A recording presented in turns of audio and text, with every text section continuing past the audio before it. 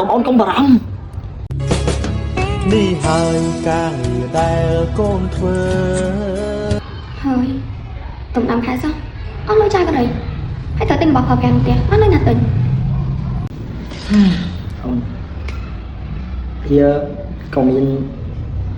របស់ខ្លះមួយចំនួនដែលជាលុយកាក់ខ្លះហើយវាបានទុកថែសំតែវាទុកពេលដែលយើងចាំបាច់យើងឥឡូវនេះបានទៅ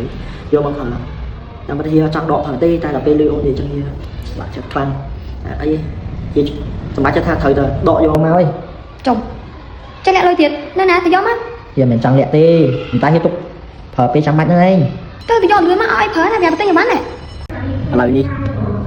វាបានដើរកន្លែងនេះវាបានលាក់ទុកវារយៈពេល1ខែដើម្បីប្រើប្រាស់ដល់ពេលដែលយើងតលុយចឹងហើយវាមានកម្រិតសែនសំនេះមិនមែនចង់លាក់អូនទេប៉ុន្តែវាគឺទុកប្រើពេលចាំបាច់តាមមកគាត់